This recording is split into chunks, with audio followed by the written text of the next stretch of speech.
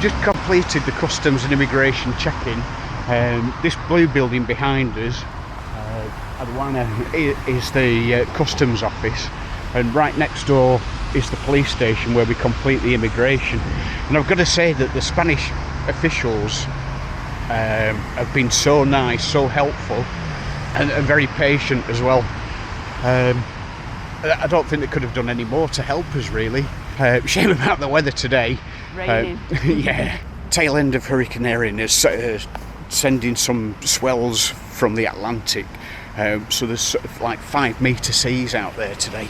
It was very rolly in the anchorage last night. Sorry, not in the anchorage, in the marina. That were. It felt like an anchorage, yeah. We were bobbing up and down quite a bit with reflected swells that came in. Walking back now to the boat because it's raining. We're going to get another coffee and some breakfast. Yeah, we were going to go. We're thinking of walking up to the Torre de Hercules, the lighthouse. To watch the rollers here. Coming in. Yeah, to have a look at the 5 metre swells rolling into the rear. So I don't know if we will, because it's quite wet. I didn't get much sleep last night. The power kept tripping off on the pontoon as well, which I had to switch the power over onto 12 volt on the freezer last night, because I think if it had gone another hour or so, it would have defrosted completely.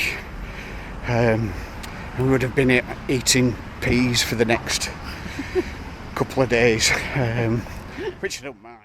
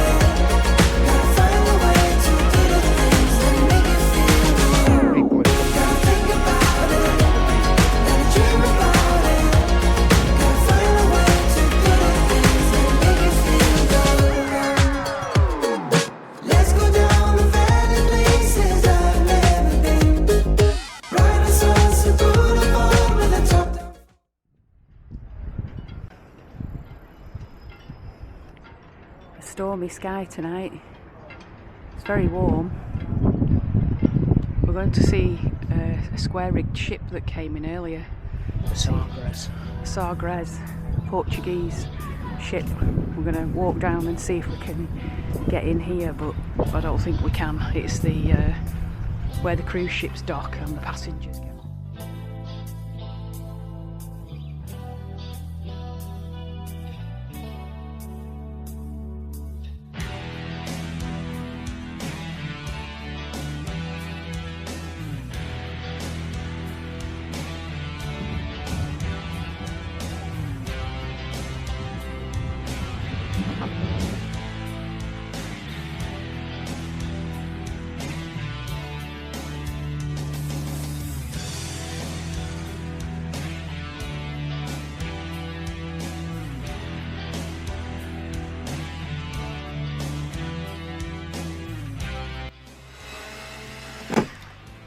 So what are you doing now, Darren?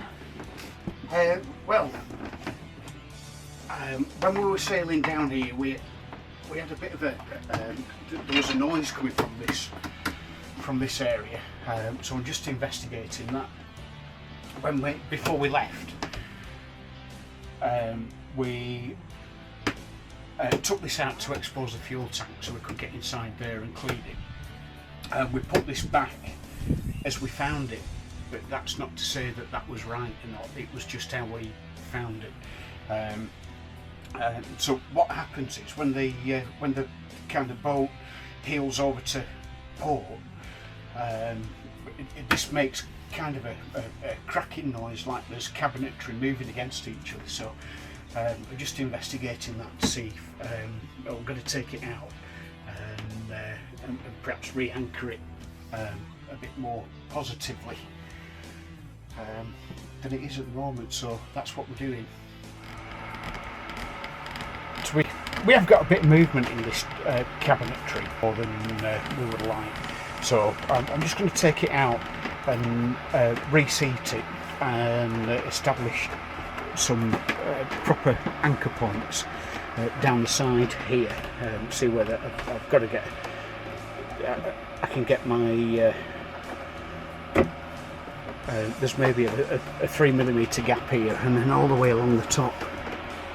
So when I'm going to try and get them out and put it back in so that it's fitting a bit more snugly.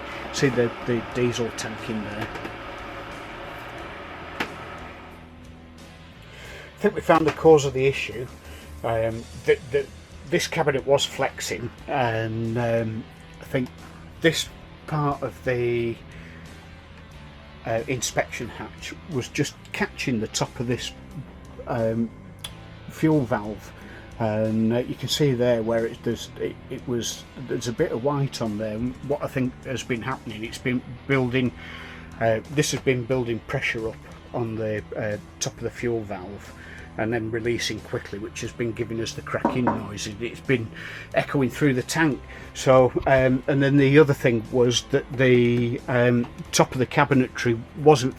There are screws in here that are backed out, but they weren't going into the top of this cabinet, and there was a slight amount of bow in there, which we're confident we can take out. So if we get rid of the bow, it'll clear the fuel valve, or the other thing is that we could just leave the cabinet off and leave the tank and engine exposed. There's absolutely no movement in this cupboard now. I'm glad I didn't opt for the latter option and leave it off. I wouldn't have done that anyway, but it's solid and there's no sag or hole in the top either. So if the cupboard did flex, it would clear the top of the fuel cut-off valve. So it's all good. It's all going back together now. Thank you. The joinery is back in, rock solid, not moving at all. It's I think it's done the trick. So Andy's putting all the galley equipment back under there in its storage place. It's pretty good under there. It never budged an inch, even when we were in some quite big seas. So yeah, no problem putting anything back under there. Great.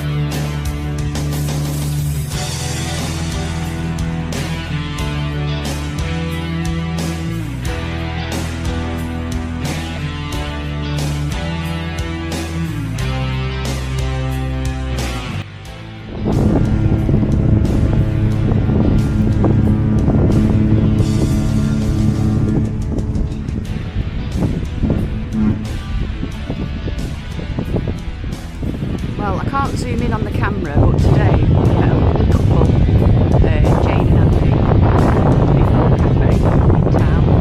They're on the ship and they're going to give us a wave off today. Keep waving to all the passengers on the ships that come and go. Nobody ever waves back, so to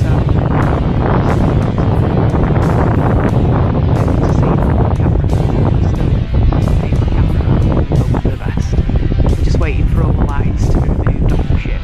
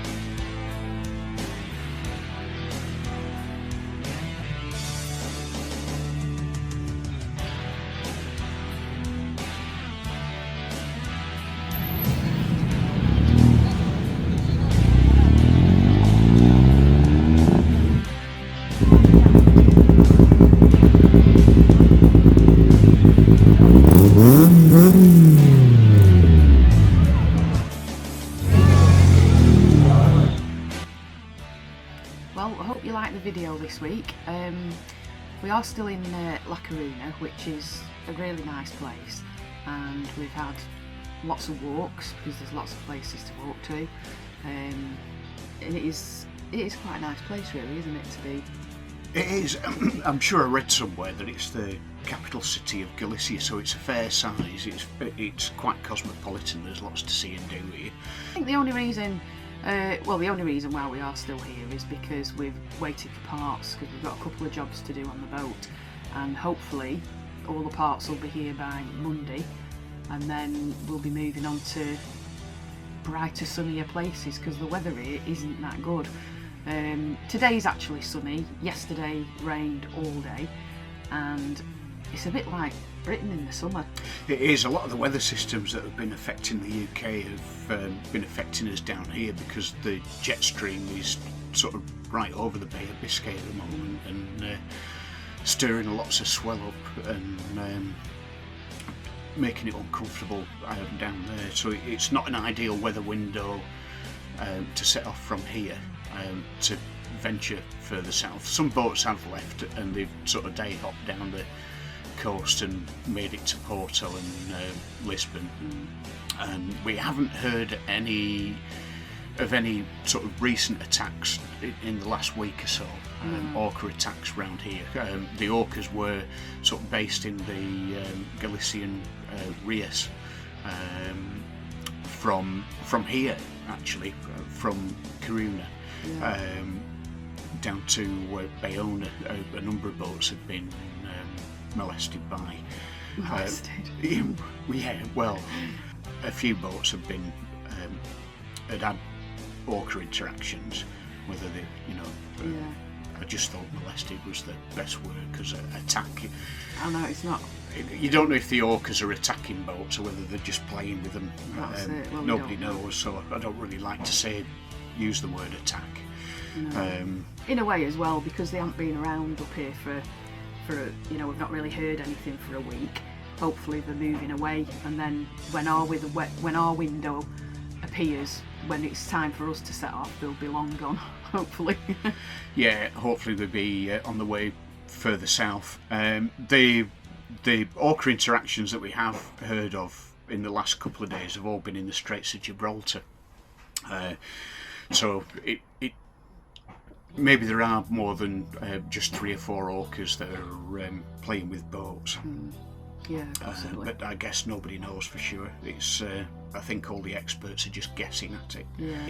In terms of next steps, or before we talk about next steps, I think we just need to go back to the last video where we said that we were going to treat the trip across Biscay as a shakedown cruise, because we didn't have one before we left the UK.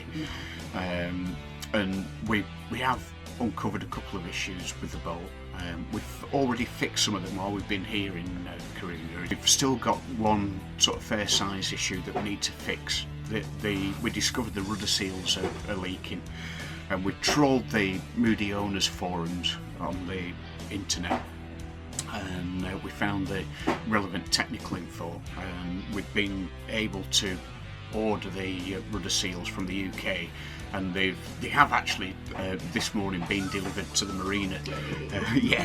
So we're almost in a position where we can proceed to the next steps, where we're going to get the boat lifted out of the water. Not by this marina, but there is another boatyard not far from here, just a mile or so further down the estuary, the Marina Coruña, Varadero. So they've already agreed that they'll lift the boat out, and we'll be able to replace the rudder seals there. And I think while the boat's out of the water, we might repack the stuffing box, which is where the propeller shaft goes through the hull of the boat and stops the water coming in. So we do have a drip on that, which isn't excessive, but we just thought that probably now would be the time to repack it, so we don't have to think about it for the next year or so. So we're going to look at doing that. Not sure how long it's going to take, and how long we'll be out of the water, but we're hoping, we're aiming to have the boat out and then back in within the week, and then hopefully towards the end of September we'll have a weather window to set off again, because that would be nice. Yeah, it will be nice. I can't wait to be out in the sea floating about instead of in here, because it's really rolly in this marina, really rolly. Yeah, the marina does have its good points. I mean, it's really close to the town. Yeah. Really close to the city centre. But while it's been rough in the Bay of Biscay, the swells have been coming right down the estuary and sort of making the marina bounce a bit. Yeah. I think there are another couple of sort of downsides to this marina because of its proximity to the city. It's quite noisy. Yeah, they don't seem to bother, do they, about anybody about. No. When they had the music festival last weekend, and it was on till 3 in the morning, and it was like we might as well have been at the festival. It was so loud. It was just across the bay, and it was ridiculous. I think everybody was up in the marina, like not really listening, just because it was annoying. It was good though. It was live bands, rock music, so it was sort of up Darren Street, but it was all in Spanish. Yeah. Which you're all right with that, because you understand some of the Spanish. You can speak a little bit of it, but it just sounded a bit blurby to me. Yeah. Well, the staff here in the marina are really friendly and approachable. They do speak a bit of English, but not a lot.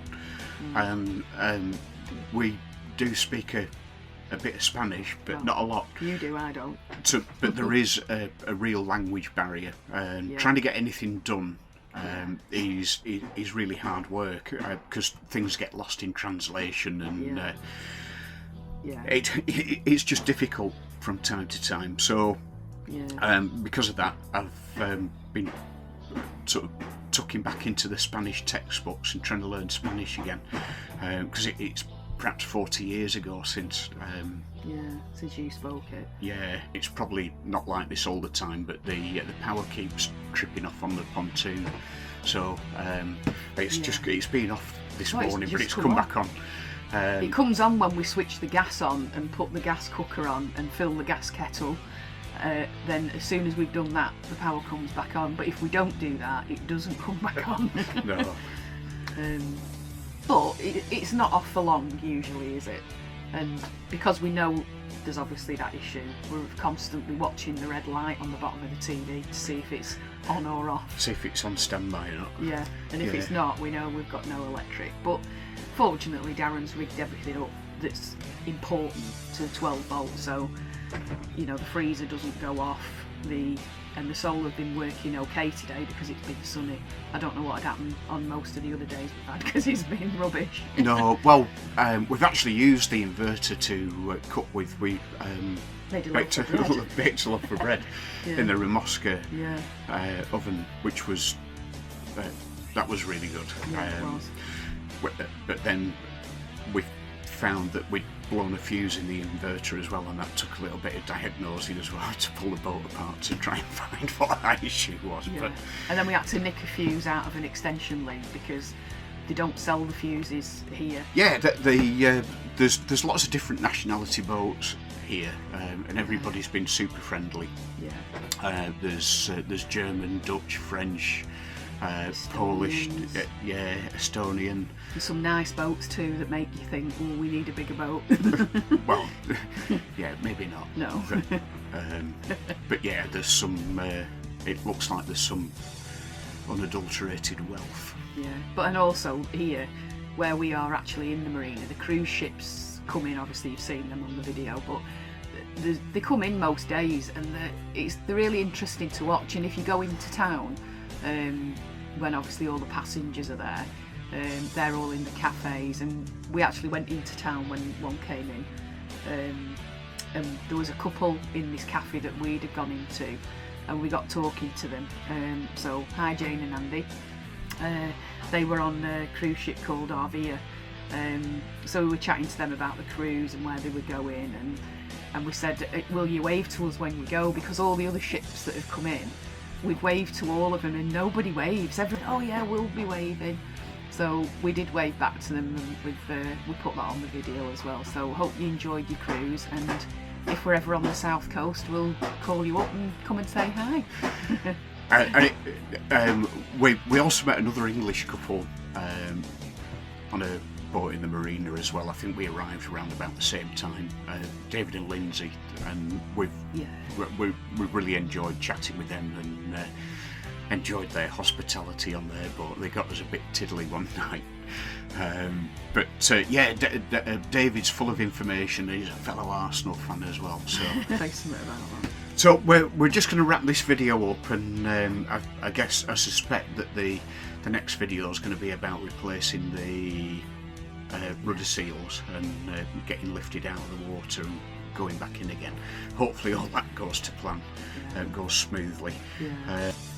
But just before we do sign off, I want to give a shout out to, I know we've only made 3 videos, we do have a number 1 fan, a young gentleman called Logan Church. Hi grandparents. I thought it was going to give me a shout out in this video. So I'm your number 1 subscriber, the first one to get on. Love you guys. And there's like 31 subscribers now. You're bad at YouTube. I'll make it better in a moment when you come on to my house. So yeah, shout out to Logan. and hope you're being a good lad for your mum and dad. He calls us his grandparents, but we're actually not his grandparents. I think it's just because he thinks we're old, but he wanted us to say hi. So, hi Logan, we'll see you soon. The time that we've had in A Coruña has been great, really. It's given us opportunity to sort of decompress and de-stress after leaving the UK. I think for 6 or 7 months it had just been full on in terms of getting the boat ready to set sail, and then you finishing work, and then because it was only 3 months. I only finished at the end of March, so you know that it was 3 months, and we set off virtually to. Well, we were just rushing around. Yeah, we had so much ground to cover, not just with the boat, but just sorting life out and tying all the loose ends up before we could actually leave. Yeah. Once we were in a position to leave, we sort of left almost immediately, really. Yeah, it felt like our feet hadn't touched the ground for months. That's it. And it was a bit sort of crap because, you know, we didn't have lots of time to spend with people that we would have normally been spending time with. There were more rushed visits, weren't they? To visit as many people as we could before we left, or they came to visit us at the boat. And, once we'd actually left Fleetwood and we were in the Irish Sea, it was a bit of a like, oh, we've made it out, we're out. But then, you know that in your head you're still thinking about all of that. But once we got to A Coruña, it has given us a chance to just take stock and relax about stuff and not be, because there's nothing you can do now. We've gone, so we're away, and we're still in touch with people. You know, WhatsApp's fabulous because, you know, we can do video calls. We do actually have Starlink on the boat. So we're just going to see if they cut us off after 60 days. But that's been a godsend because we've been able to research everything to do with the rudder, download PDF documents, research everything that we want to know about. Having internet access is really good, and it's been worth its money, Starlink, hasn't it? Yeah, I mean, even just, you know, sort of relating to the sailing, having access to up-to-date weather information without having to sort of really start getting to grips with interpreting synoptic charts for weather information. Having all that computerised data at your fingertips while you're out at sea is worth every penny that Starlink costs, in my opinion. It reconfigure all our devices so that they weren't updating, and if we were going on Facebook or YouTube, it wasn't streaming in high quality video, so it was just like the bare minimum. But it did work between Milford Haven and here. I think we used under 10 gigabytes of data. Yeah, but we were really tight. Yeah. I mean, I could have had it on all the time, but I didn't. But it is good, isn't it? And to be honest, I think that's actually helped us sort of decompress a bit as well, because life's not been completely cut off. It is. I've just been able to translate English to Spanish and vice versa using the Google services has been brilliant. Been a godsend, really. Yeah, it has. And even looking about where we can go for a walk or how to get places, you can go on. I know you can do that on your phone if you've got phone access, which I actually have, but Darren's doesn't work unless he's in Fleetwood near the mast at the docks. His phone doesn't work, so but mine is working. We can go on Google Maps when we're in the town and follow the instructions. But it's been good to sort of plan what we're going to do that day, or have a look at where we could go before we actually set off. Although we haven't done a lot because the weather hasn't been the greatest. I thought once we get to Spain, that'd be it. Shorts, t-shirts, suntan, but I've been in jogging bottoms and jumpers for the last 2 weeks, apart from the odd day. But hopefully things will get better further south we get. Yeah, we don't have to go very much further south, probably about another 300 miles or so, would get us in the vicinity of Lisbon. And then from that point there, the weather is very much influenced by the Azores high pressure.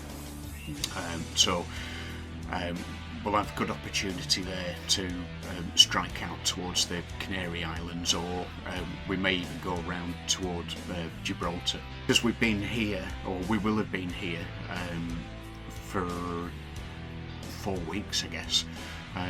That's ticking down the Schengen days that we've currently got in the bank.